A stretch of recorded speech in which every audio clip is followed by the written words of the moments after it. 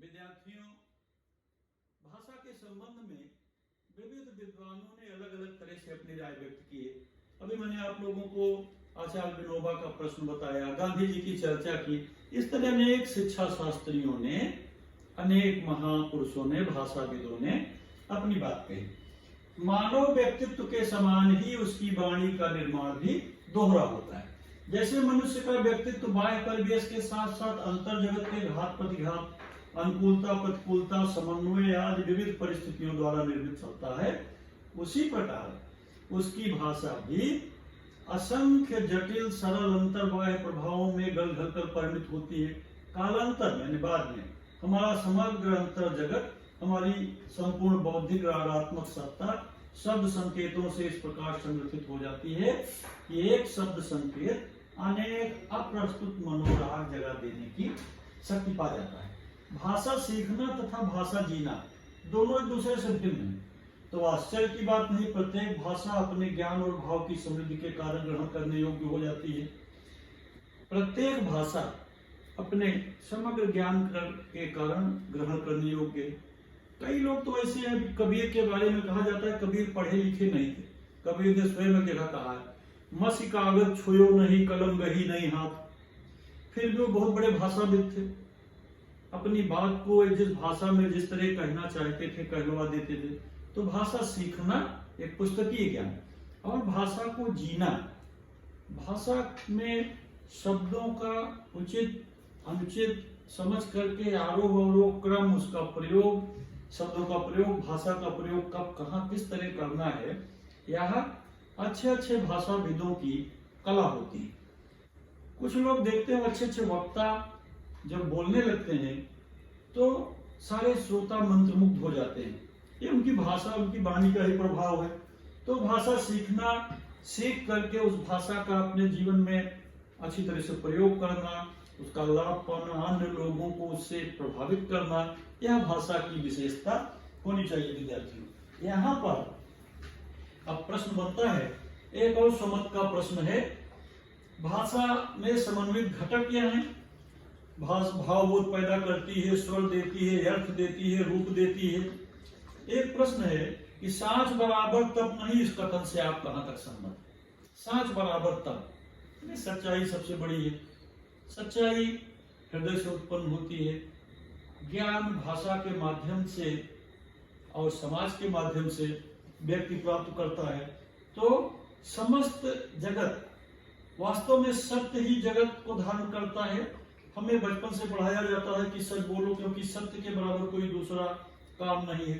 कबीर ने तो यहाँ तक कहा, सांच बराबर तप नहीं, झूठ बराबर पाप, जाके हृदय सांच है ताके हृदय आप। सच्चाई की, सत्य की विजय होती है। अगला यहाँ पर एक प्रश्न बनता है, भाषा सेतु का काम करती है, इस पर अपने विचार लिखने। सेतु जानते, सेतु ने पुल। अभी मैंने शुरू में प्रश्न बताया था सेतु के संबंध में।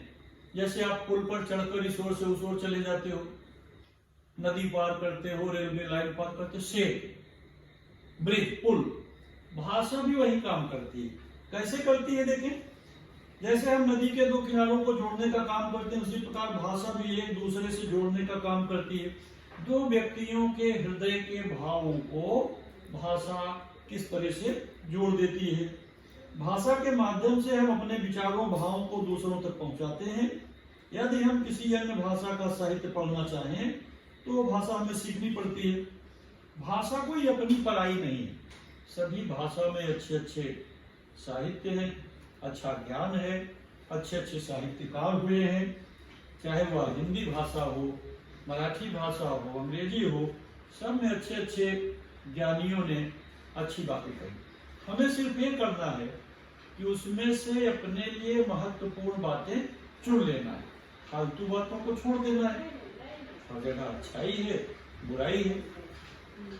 सार सार को गहिरा है, थोथा दे उड़ाए, कबीर का दोहा है। साधु ऐसा चाहिए जैसा सूख सुभाव, सार सार को गहिरा है, थोथा दे उड़ाए।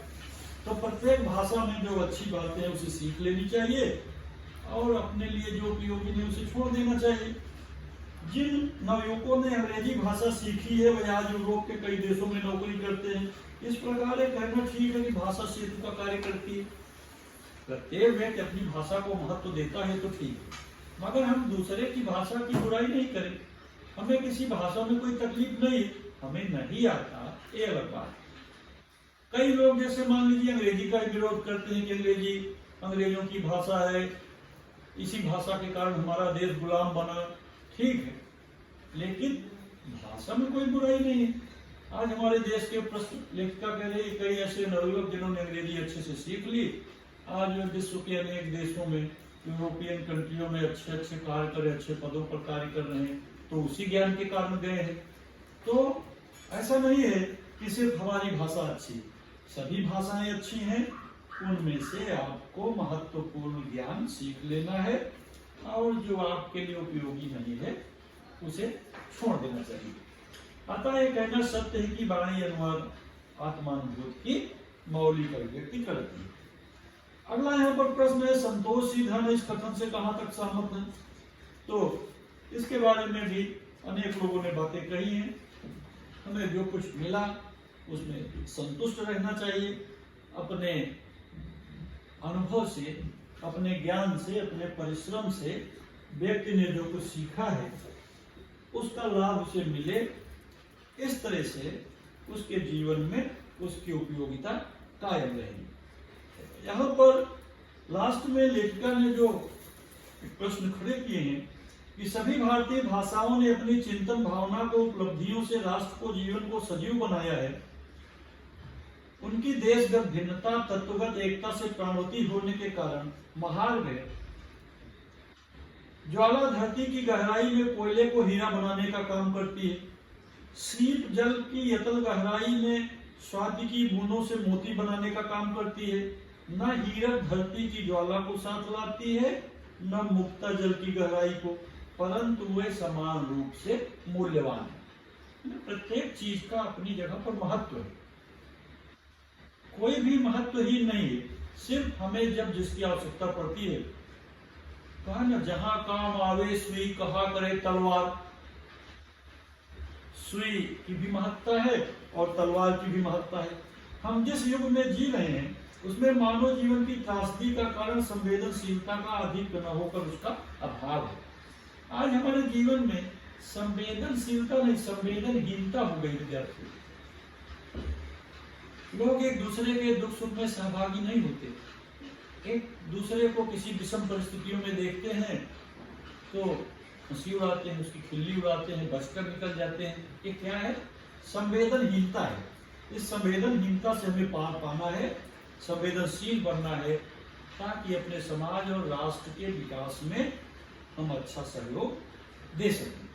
परिणामतः हमारे विकास के मार्ग को हमारी भाषा ही सुदृढ़ बनाती है और मार्ग प्रशस्त करती है। अतीत में हमारे देश में अनेक अंधकार के आयाम पार किए, परंतु इसके चिंतकों, साधकों सहित दृष्टाओं के आलोक ने ही पथ की सीमाओं को उज्ज्वल रखकर उसे अंधकार में खोने से बचाया है।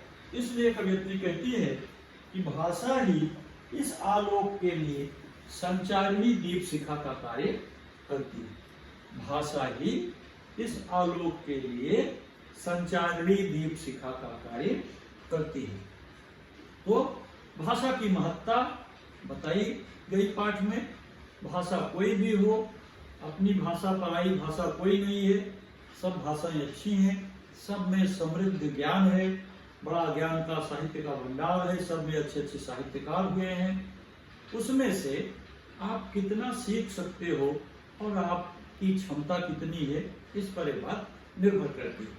आज बांग्ला भाषा में लिखे गए गुरुदेव रविन्द्रनाथ टैगोर के वंदे मातरम, बंकिम चंद्र जी का गुरुदेव का जनगण मन, गुरुदेव की गीतांजलि पुस्तक नोबेल पुरस्कार से सम्मानित, कितने ज्ञान के भंडार हैं। विविध भाषा भाषी लोग जो भाषा नहीं जानते उसके अनुवाद की भाषा करके उसका पढ़ते हैं। तो इसी तरह हमारी हिंदी भाषा के बड़े बड़े ग्रंथ, मुंशी प्रेमचंद हो, चाहे दूसरे बड़े साहित्यकारों को हिंदी भाषी क्षेत्र के लोगों ने पढ़ा, अपनी भाषा में उसका अनुवाद करके ज्ञान प्राप्त किया। इस तरह विद्यार्थियों, भाषा की महत्ता बहुत है। भाषा कोई विवाद का विषय नहीं है। भाषा ज्ञान का, भावाभिव्यक्ति का, हृदय के उद्गार प्रकट करने का, दो लोगों को जोड़ने का कार्य करती है। अतः हम सबको इसकी महत्ता को समझना चाहिए। धन्यवाद।